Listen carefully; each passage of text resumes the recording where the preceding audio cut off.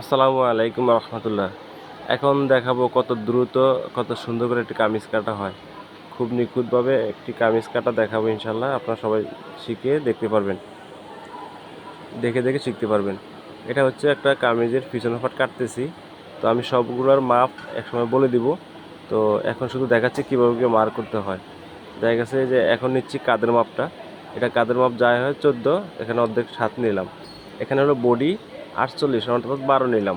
এখানে হচ্ছে কোমরের মাপটা, ওখানে হলো 44, আমি 11 নিলাম। এখানে হিপের মাপ, এখানে হচ্ছে 48, সেখানেও নিলাম 12 ইঞ্চি। আর এটার নিচের সাইড ফাড়ার মাপটা, এখানে গেটটা 28 অর্থাৎ 14 নিলাম। এখানে এভাবে মার্ক করতে হয়। এবার মার্ক করে নিলে সুন্দর শেপ আসে। সবগুলি দেখার পরে আমি ইনশাল্লাহ আবার মাপগুলো দেখাই দিব ক্লিয়ারভাবে। খুব সহজে আপনারা কামিজ বাসায় বানাতে পারবেন। সবগুলো মেজারমেন্ট বলে দিলাম। এবং বিভিন্ন ডিজাইনও আমরা করে থাকি, আমরা দেখাবো পর্যায়ক্রমে।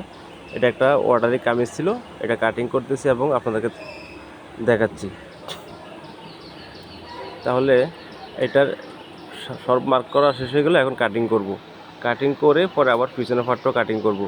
এখন কাটিং করতেছি সামনের পিছনের পার্ট। এটা একটা ড্রেসের পিছনের অংশটা।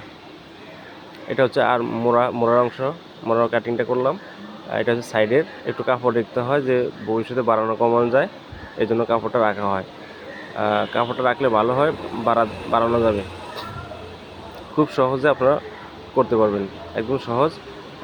পরবর্তী পার্টটা আমি একটু আয়রন করে নিলাম, যেহেতু আমি পরের পার্টটায় ফেলে কাটবো, এই জন্য আয়রন করে নিলাম। আয়রন করলে জিনিসটা ভালো হয়। হ্যাঁ, আয়রন করা শেষ হয়ে গেলে আমি আবার পিছনের পার্টটা ফেলে সামনের পার্টটা কেটে ফেলবো ইনশাআল্লাহ।